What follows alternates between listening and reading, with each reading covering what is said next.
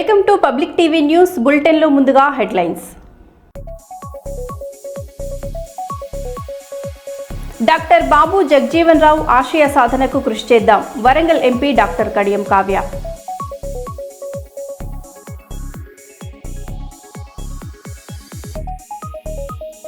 హైదరాబాద్ కొంపల్లిలో అక్రమ gas refilling దందా, సిలిండర్లు స్వాధీనం.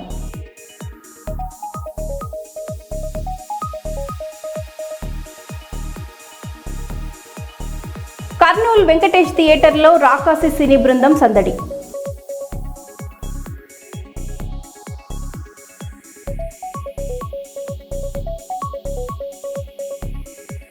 కర్నూలు నగరంలోని మమ్రే మినిస్ట్రీస్ చర్చిలో ఘనంగా ఈస్టర్ డే వేడుకలు.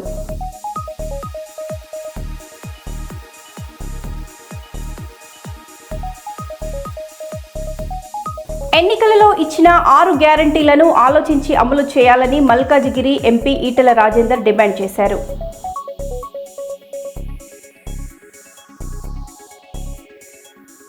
ఇక వివరాల్లోకి వెళ్తే, భారతీయ జనతా పార్టీ 47వ ఆవిర్భావ దినోత్సవం సందర్భంగా మంచిర్యాల జిల్లా బీజేపీ కార్యాలయంలో రాష్ట్ర ఉపాధ్యక్షుడు రఘునాథ్ వీరబల్లి పత్రికా సమావేశం నిర్వహించారు.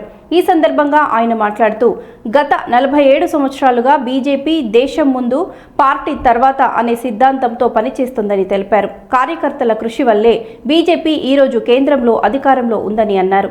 దేశ అభివృద్ధి లక్ష్యంగా చివరి వ్యక్తికి సంక్షేమ పథకాలు అందించడమే లక్ష్యమని, దేశం కోసం పనిచేసే పార్టీ బీజేపీ మాత్రమేనని పేర్కొన్నారు. కాంగ్రెస్ మరియు ఇతర పార్టీలు స్వలాభం, కుటుంబ రాజకీయాల కోసం పనిచేస్తున్నాయని విమర్శించారు. రేపు జరిగే ఆవిర్భావ దినోత్సవం సందర్భంగా దేశవ్యాప్తంగా ప్రతి పోలింగ్ బూత్లో పార్టీ జెండా ఆవిష్కరణతో పాటు సేవా కార్యక్రమాలు నిర్వహించనున్నట్లు తెలిపారు. ఇటీవల టీపీసీసీ అధ్యక్షుడు మహేష్ కుమార్ గౌడ్ చేసిన వ్యాఖ్యలను ఖండిస్తూ బీజేపీ రాముడి ఆశయాలతో ప్రజల కోసం పనిచేస్తోందని చెప్పారు. అలాగే ట్రిపుల్ తలాక్ చట్టం ద్వారా ముస్లిం మహిళలకు న్యాయం చేసిన ఘనత బీజేపీదేనని పేర్కొన్నారు.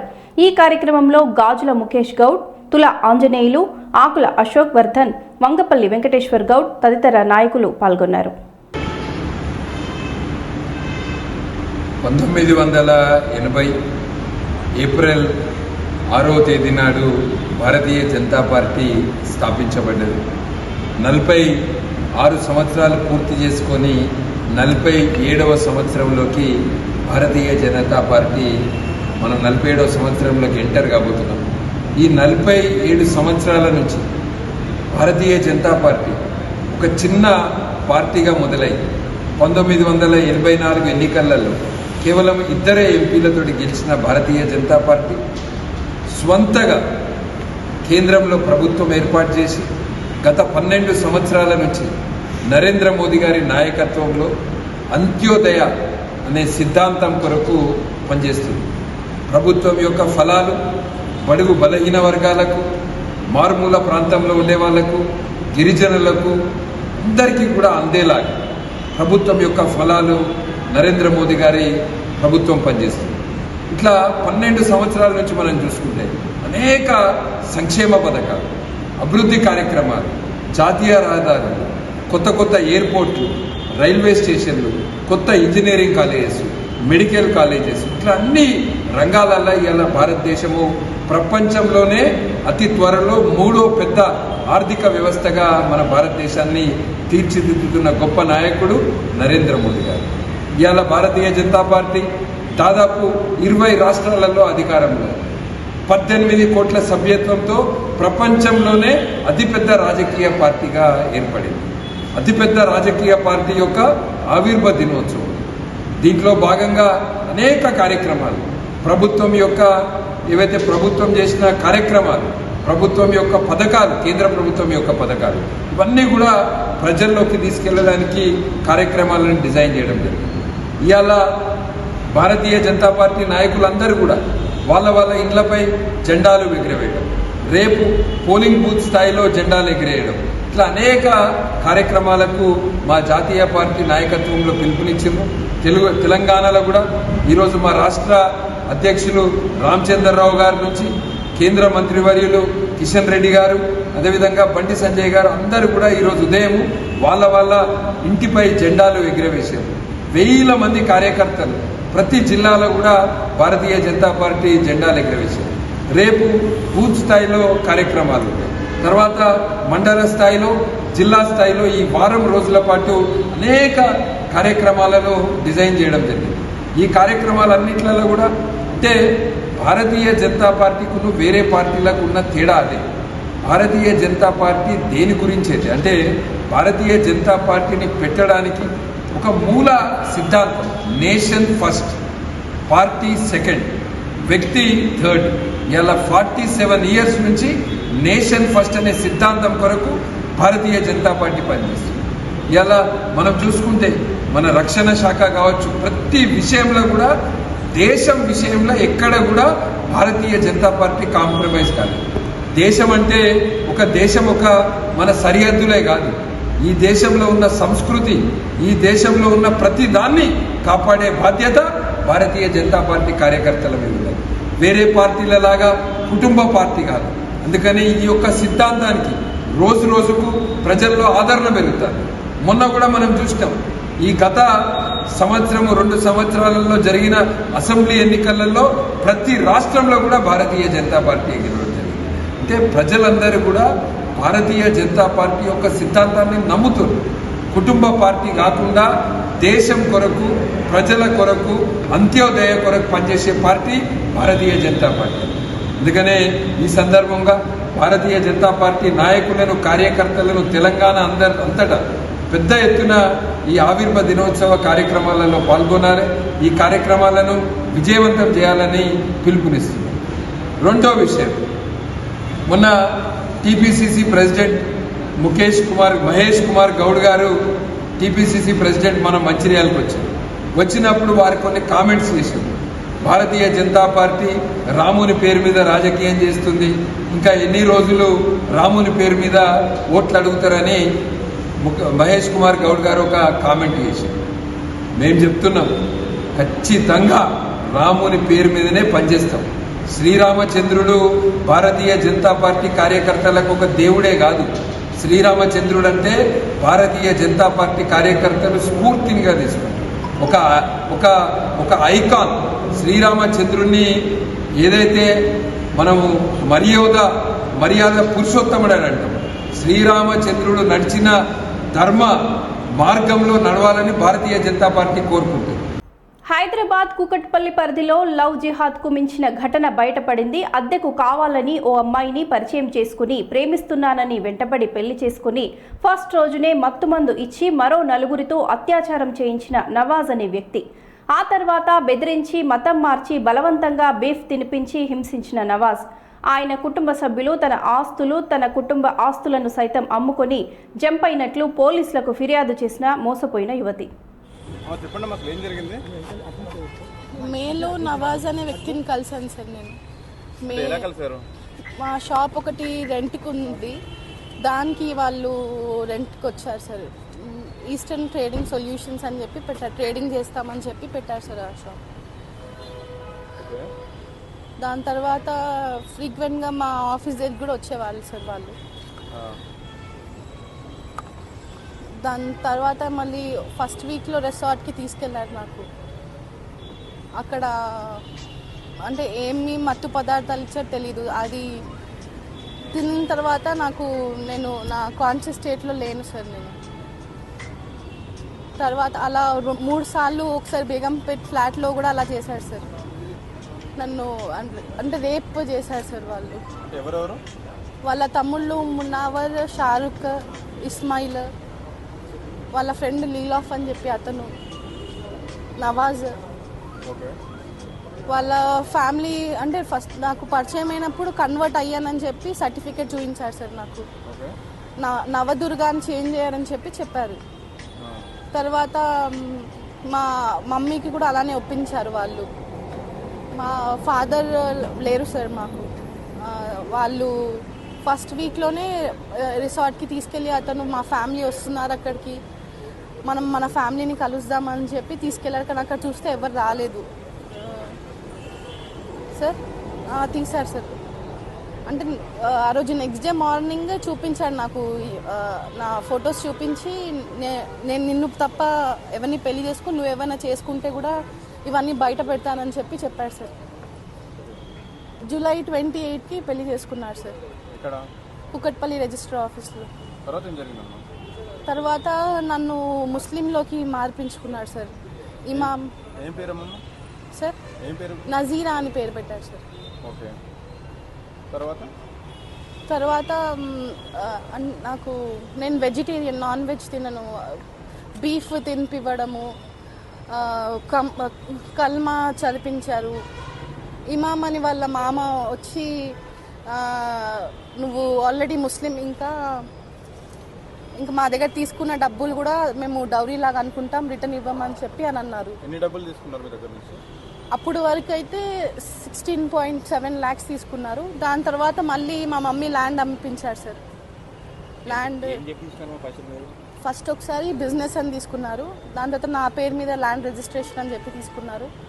తర్వాత హవాలా నోట్ పోయిందని చెప్పి తీసుకున్నారు. మళ్ళీ మా మమ్మీ గోల్డ్ చైన్ అమ్మిపించారు, ముతుడులో గోల్డ్ పెట్టించారు.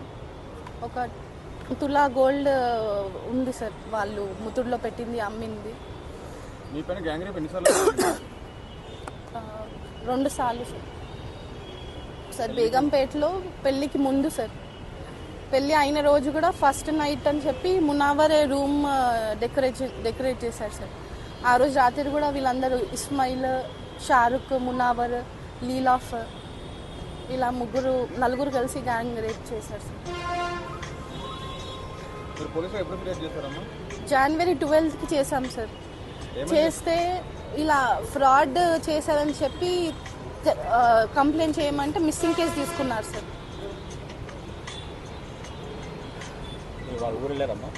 వెళ్ళాం, తీసుకున్నారు సార్. వాళ్ళ అక్క అదే చెప్పింది సార్. హోటల్ రూమ్లో ఉంచారు సార్. ఫస్ట్ హోటల్ రూమ్లో ఉంచి వాళ్ళ అక్క వాళ్ళందరూ వచ్చి వాళ్ళ అక్క అదే అనింది. అంటే రేపటి రోజు నవాజ్ నీకు డివోర్స్ అంటే వాళ్ళ దాంట్లో తలాక్ అని 3 సార్లు అంటే తలాక్ అయిపోతుంది అని చెప్పింది నాకు. ఒకసారి నవాజ్ అలా ఇస్తే నువ్వు వేరే వాళ్ళతో, అదే ఫ్యామిలీలో వేరే వాళ్ళతో వెళ్ళిపోవాల్సి వస్తుంది, నువ్వు ఎంతమందితో అయినా ఉండాల్సి వస్తుంది, అది ముస్లిమ్స్ దాంట్లో కల్చర్ అని చెప్పి వాళ్ళ అక్క రేష్మా అనింది సార్. దాని తర్వాత నసీమా వాళ్ళ మమ్మీ మా ఇంటికి వచ్చింది, కుందన్బాగ్లో వచ్చింది. తను కూడా ఇదే చెప్పింది, 3 monthsలో మేము తీసుకెళ్ళిపోతాము, మీ డబ్బులు అక్టోబర్ 12th వరకు ఇచ్చేస్తాము, ల్యాండ్ అమ్మేసి అని చెప్పి తను కూడా అదే అలా చెప్పింది. తను ముస్లిం కన్వర్ట్ అయిపోయిన నేమే వాడింది, నజీరా అని నేమ్ వాడి మాట్లాడింది తను కూడా సార్. నవాజ్ తెలియదు సార్ ఎక్కడున్నారు. మిగతా వాళ్ళు పోలీస్ స్టేషన్కి వస్తే కూడా ఏం యాక్షన్ తీసుకోలేదు సార్. పోలీస్ స్టేషన్లో చేశారు సార్. సెప్టెంబర్ మంత్ మొత్తం కొట్టడం, బట్టలు చింపేయడము నావి. ఎక్కడ అంటే ఇంట్లో ఎవరు పడితే వాళ్ళ ముందు చింపేసేవాళ్ళు సార్. ఆగస్టులో మా మమ్మీ వాళ్ళని గొడవపడి పంపించేశారు సార్ ఆగస్టులో. ఇంకా నజీరా నా వైఫ్, మీకు సంబంధం లేదు అని చెప్పి పంపించేశారు మా అమ్మ వాళ్ళని. సెప్టెంబర్ మొత్తం మేము అతనితో, నేను వాళ్ళందరి తమ్ముళ్ళు ఒకటే ఇంట్లో ఉన్నాం సార్. హైదరాబాద్ కొంపల్లిలో అక్రమ గ్యాస్ రీఫిల్లింగ్ దందా, సిలిండర్లు స్వాధీనం. కుత్బుల్లాపూర్ నియోజకవర్గం పేట్ బషీరాబాద్ పోలీస్ స్టేషన్ పరిధిలోని కొంపల్లిలో అరుణ కిరాణా స్టోర్లో అక్రమంగా గ్యాస్ నిల్వలు చేసి చిన్న సిలిండర్లలో రీఫిల్ చేసిన అధిక ధరలకు విక్రయిస్తున్న వ్యవహారం శనివారం బయటపడింది. సమాచారం మేరకు సివిల్ సప్లై మేడ్చల్ అధికారులు ఆకస్మిక సోదాలు నిర్వహించి గ్యాస్ సిలిండర్లు, రీఫిల్లింగ్ పరికరాలను స్వాధీనం చేసుకున్నారు. షాప్ యజమాని ఓంకార్ను పోలీసులకు అప్పగించగా కేసు నమోదు చేసి దర్యాప్తు కొనసాగిస్తున్నారు. గూడూరు మండలాన్ని నియోజకవర్గం చేయాలంటూ గూడూరు నియోజకవర్గ సాధన జాయింట్ యాక్షన్ కమిటీ ఆధ్వర్యంలో భారీ ర్యాలీ నిర్వహించారు. 2009లో గూడూరుకు నియోజకవర్గం అయ్యే అవకాశం ఉన్నప్పుడు కుట్రలో భాగంగా అది అవ్వకుండా ఆగిపోయిందని జాయింట్ యాక్షన్ కమిటీ నేతలన్నారు. అన్ని పార్టీల నేతలు, ప్రజా సంఘాలతో కలిసి జాయింట్ యాక్షన్ కమిటీ ఆధ్వర్యంలో ఎంఆర్ఓకు వినతి పత్రాన్ని అందించారు. నేతలు గూడూరులో నియోజకవర్గం చేసేంత వరకు అందరూ కలిసికట్టుగా పోరాటాన్ని చేస్తామని నేతలన్నారు. గూడూరుకు నియోజకవర్గం అయ్యే అన్ని అవకాశాలు ఉన్నాయని జాయింట్ యాక్షన్ కమిటీ నేతలు తెలిపారు. ఈ ర్యాలీలో పెద్ద ఎత్తున ప్రజా సంఘాలు, స్థానిక ప్రజలు, పార్టీల నేతలు పాల్గొన్నారు. మన ఊరు బాగా కావాలి, మన భూములకు, మన ఇళ్లకు, మన షాపులకు విలువలు పెరగాల.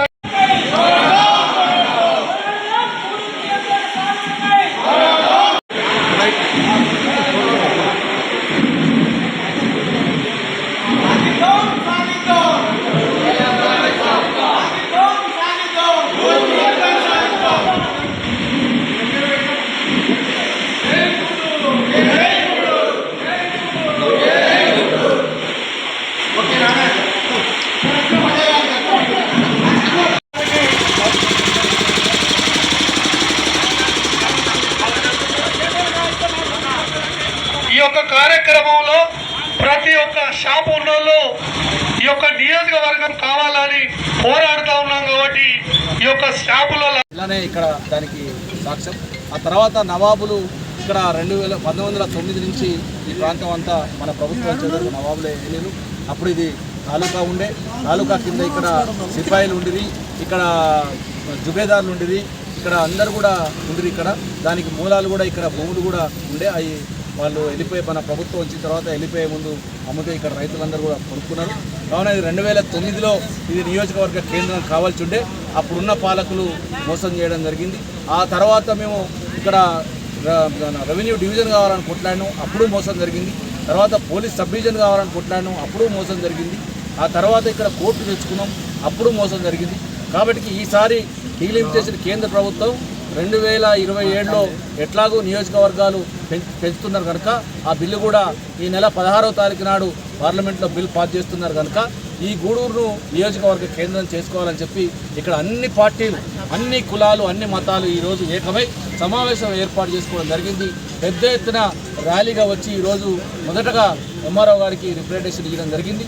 ఇదంతా కూడా పాలకులు గమనించాలి. మా గూడూరుకు మొదటి నుంచి జరిగిన అన్యాయాన్ని గుర్తించాలి. ఎందుకంటే ఈసారి అన్యాయం జరిగి మా గూడూరు నియోజకవర్గం చేయని పక్షాన పెద్ద ఎత్తున పోరాటం ఉంటుంది. అవసరం వస్తే ప్రాణ త్యాగాలకైనా సిద్ధపడతాం. ఇప్పుడు దీని తర్వాత మేము మళ్ళా కార్యాచరణ ఈరోజు అందరం ఆల్ పార్టీ నాయకులు అందరం కూర్చొని కార్యాచరణ చేస్తూ ఉన్నాం. మహబూబాబాద్ జిల్లా కేంద్రంలో పెద్ద ఎత్తున ధర్నా పెట్టి ఆ ధర్నాలో మా గూడూరు చరిత్ర ఏందో తెలపాలనుకుంటున్నాం. ఆ తర్వాత ముఖ్యమంత్రిని కలుస్తాం, ఆ తర్వాత గవర్నర్ కలుస్తాం, ఆ తర్వాత కేంద్ర హోంమంత్రిని కలుస్తాం. కలిసి మా గూడూరు చరిత్రను, మా గూడూరుకి గతంలో ఏ రకంగా అన్యాయం జరిగిందో నియోజకవర్గం కాకుండా ఏ పాలకులు చేసిండో అంతా కూడా వివరించి మా నియోజకవర్గం రావడానికి సర్వశక్తులా కొట్లాడతాం. ఈరోజు మండలం అంతా ఏకమైంది. ఈరోజు మండలంలో ఉన్న పార్టీలు, కులాలు, మతాలు ఏకమై ఇక్కడ ఒక కమిటీని కూడా వేసుకోవడం జరిగింది. ఆ కమిటీ నాయకత్వంలో అన్ని పార్టీలను కొట్లాడి నియోజకవర్గం సాధిస్తాం.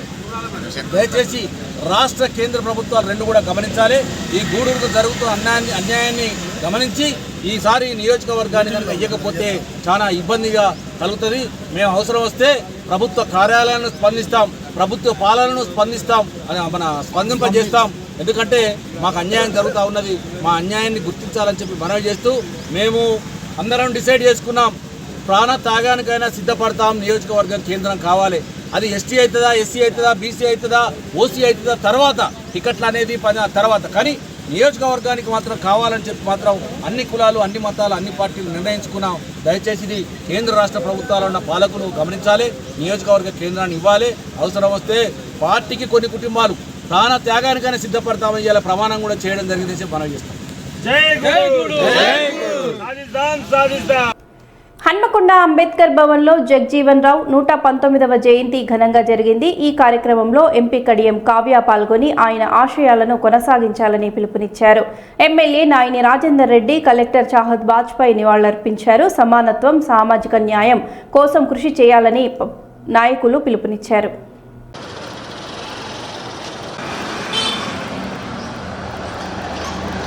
విచ్చేస్తున్నటువంటి ఇతర ఆత్మీయ అతిథులందరూ కూడా సాదర 50 సంవత్సరాల పాటు చరిత్రలో తనకంటూ సుస్థిరమైనటువంటి స్థానాన్ని ఆపాదించుకున్న భారత మాజీ ఉప ప్రధాని, దళిత వర్గాల భారత స్వాతంత్ర రాజకీయాలు ఇస్తున్నాం.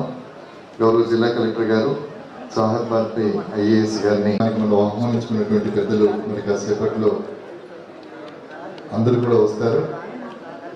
శాసనసభ్యులు కడియం శ్రీహరి గారు, రేవూరు ప్రకాష్ రెడ్డి గారు, గండ్ర సత్యనారాయణ గారు, అజీజ్ ఖాన్ గారు జిల్లా లైబ్రరీ చైర్, బండారి సురేందర్ మాదిక్ గారు MRPS సీనియర్ నాయకులు చైర్మన్ గా, శ్రీ కన్నం సునీల్ స్వామి మాదిక్ గారు స్టేట్ ప్రెసిడెంట్ మాదిగ రాజకీయ పోరాట సమితి తెలంగాణ జాతీయ చైతన్యాన్ని పెంచడంతో పాటు స్వాతంత్రానంతరం వచ్చినటువంటి అనేక ప్రజా సమస్యలను పరిష్కరించేందుకు బాబు జగజీవన్ రామ్ ఆశయాలను బాబు జగజీవన్ రావు వివక్షతను ఎదుర్కొన్నారు. కానీ ఏమాత్రం అక్కడ వెనకడుగు వేయలేదు. అన్యాయానికి ఎదురుటి నిలబడ్డాడు. స్వాతంత్రం కోసం పోరాడుతున్నటువంటి సమయంలో మహాత్మా గాంధీ గారు ఇచ్చినటువంటి పిలుపుకు స్పందించినటువంటి అనేక మందిలో బాబు జగజీవన్ రామ్ ఒకరు.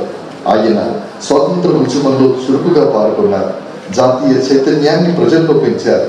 దేశం స్వేచ్ఛ పొందే వరకు ఆయన పోరాటం కొనసాగించారు. కాళ్ళకు చెప్పులు లేకుండా చదువుకోవడానికి బుక్స్ కూడా లేకుండా కష్టపడి చదివి సమాజానికి దేశానికి ప్రజలకు సేవ చేస్తారు. ఈరోజు ఇక్కడ పిల్లలు ఎక్కువ ఉన్నారు. పిల్లలు మంచి పేరు తేవాలి ఊరికి కానీ ఆ తల్లిదండ్రులకు కానీ ప్లస్ సమాజానికి కానీ.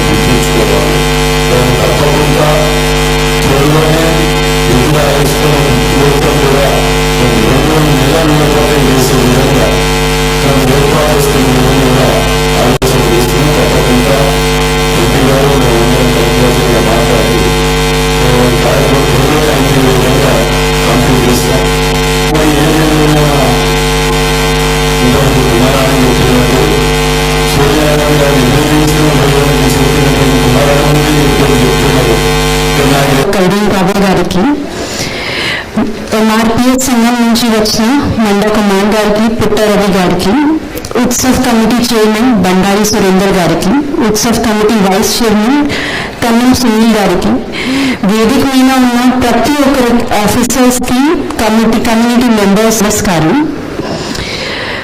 ఇంతకుముందు ఆయన చరిత్ర గురించి, ఆయన లైఫ్ గురించి, ఆయన ఎలా ఒక చిన్న కుటుంబంలో పుట్టి ఒక కష్టపడి స్మాల్ ఫ్యామిలీ నుంచి ఆయన డెప్యూటీ ప్రైమ్ మినిస్టర్ లెవెల్ దాకా వెళ్ళారు. 30 years 30 సంవత్సరం కంటిన్యూస్ గా పార్లమెంట్ మెంబర్ గా ఉంది. వేరే వేరే పొజిషన్స్ లో క్యాబినెట్ మినిస్టర్ గా, డిఫెన్స్ మినిస్టర్ గా, యాజ్ అగ్రికల్చర్ మినిస్టర్ గా మన కంట్రీ కోసం ఆయన పని చేసినారు.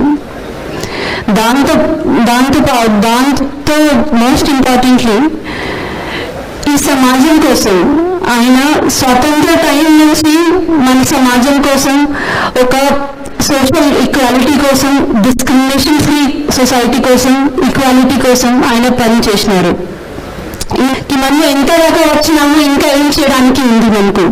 కంపల్సరీ అప్పుడు నుండి చాలా ప్రోగ్రెస్ అయింది, కానీ 100% హ్యావ్ వి అచీవ్డ్ ఇట్, అది ఒకటి ఆలోచించడానికి పరిస్థితి ఉంది. ఇంతకుముందు చాలా మంది స్పీకర్స్ చాలా ఇష్యూస్ గురించి కూడా చెప్పినారు. కొన్ని ల్యాండ్స్ ఇష్యూ గురించి ఇక్కడ మనకు ఆడియో గారు కూడా ఉన్నారు. నేను ఆయనతో రిక్వెస్ట్ చేస్తాను, కంపల్సరీ మనకు ఒక వారంలో ఒక ప్రోగ్రెస్ వచ్చేలాగా చూడాలి. ఈరోజు బాబు జగజీవన్ రామ్ జయంతి రోజు మన అందరికీ ఒకటి ఇది మనం ఆలోచించాలి, ఆయన ఒక సోషల్ ఈక్వాలిటీ గురించి ఆయన జీవనంతో ప్రయత్నం చేసినారు. మనం ఎంత దాకా అక్కడ వచ్చినాము, మన చట్టంలో మనము సోషల్ ఈక్వల్ ఉన్నాము, కానీ యాక్చువల్ గా కూడా మనము అట్లా మన మనసులో కూడా అట్లా ఉన్నాము. లైక్ వారి in our minds also is everyone equal or not, అది ఒకటి ఆలోచించడానికి పరిస్థితి ఉంది. అండ్ ఈ రోజు మన అందరూ ఇది ఒకసారి we should introspect about it. మళ్ళీ ఒకసారి ఈ కార్యక్రమంకి వచ్చిన ప్రతి ఒక్కరికి ధన్యవాదాలు. అండ్ ఉత్సవ్ కమిటీ వాళ్ళు ఇది ఏర్పాటు చేసినారు, వాళ్ళకి కూడా చాలా ధన్యవాదాలు. అందరికీ కూడా జై భీమ్. మన రోజు ఇది, మన పండుగ. జై భీమ్.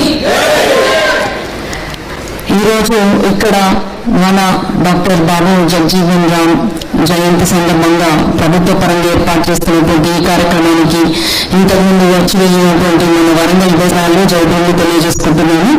నిజంగా కూడా మీ అందరినీ అక్కడే ఉండి మాట్లాడితే నేను ప్రేక్షకులను మాత్రమే చూడాలని, మీ అందరినీ చూస్తూ మాట్లాడాలి మా అన్నదమ్ములతో. ఎందుకంటే మీరందరే ఎంత లేదన్నా నా బలము, నా బలగం మీరే. మీ మధ్య నుంచి వచ్చిన దాన్ని కాబట్టి నిస్సందేహంగా మీ బిడ్డనే. మీరు ఎప్పుడు ఏ సాయం కావాలన్నా మన జాతికి నేనేం చేయగలను, పార్లమెంట్ వరకు కూడా నా గల్లం విప్పగలిగిన సత్తా నాకు డాక్టర్ బిఆర్ అంబేద్కర్ మన రాజ్యాంగాన్ని రచించి నాకు ఇచ్చిండు. ఒక దళిత బిడ్డగా ఇంతకుముందు మా నాన్నగారి గురించి చెప్తుంటే మనకున్న అత్యంత బలహీనత బాధ ఇట్లనే మన హృదయం ద్రవించిపోతుంది, మనకి కళ్ళల్లో నీళ్ళాగం. అట్లాంటి సున్నిత మనస్కులు మన దళితులు. అట్లాంటి వారిని మీరు తర్వాత నేను డాక్టర్ చదివి పీజీ చేసి సమాజంలో తిరగడంతో నేను అసలు దళితుల పట్ల ఎలా సమాజం చూపిస్తున్న ఇన్సెక్యూరిటీస్ కానీ తర్వాత ఇంజస్టిస్ కానీ కళ్ళారా చూశాను. కానీ మీరు నిత్యం వాళ్ళ మధ్యలో ఉంటున్నారు కాబట్టి మీకు ఎప్పుడు కూడా నేను అండగా ఉంటాను. మీ దృష్టిలో వచ్చినటువంటి ఏ సమస్య అయినా నేను తీర్చడానికి సిద్ధంగా ఉంటాను. అందులో ఎటువంటి సందేహం లేదని ఈరోజు మీకు ఈ సభ ద్వారా తెలియజేసుకుంటున్నాను. ఉన్న రోజులలో కూడా ఇంకా ఏ విధంగా కూడా నేను మీకు హెల్ప్ చేయగలను. ఎప్పటికప్పుడు మీకు మన ఇల్లు తెలుసు, రావచ్చు, మాట్లాడవచ్చు. ఇప్పుడు ఇంకొక విషయం ఏంటంటే ఏప్రిల్ అనేది ఒక పండుగ. ఎందుకంటే ఈ బాబు జగ్జీవన్ బర్త్డే కానీ, జయంతి కానీ, అంబేద్కర్ గారి జయంతి కానీ ఇంకా ఎప్పుడు కలిసికట్టుగా ఉంటూ మన ముందు తరాలకి, ఎందుకంటే మన బిడ్డల భవిష్యత్తు కూడా ఇంతే భద్రంగా ఉండాలని కోరుకుంటున్న ప్రతి ఒక్క తల్లిదండ్రులకి, ఎస్సీ వాళ్ళకి అందరికీ కూడా నేను విజ్ఞప్తి చేస్తుంది ఏంటంటే మనం అందరం కొట్లాడుకోవద్దు, కలిసికట్టుగా ఉండి ఏ సమస్య ఉన్నా ముందుకు తీసుకెళ్ళాలి. మన ప్రతినిధిని, ప్రజాప్రతినిధిని ఒకసారి కలిసి ఇచ్చేసినాం కదా లెటర్ అయిపోతుంది, పని అనడానికి లేదు. నేను మంత్రి గారికి ఇచ్చినా కూడా నేను ఎప్పటికప్పుడు అడుగుతూ ఉండాలి.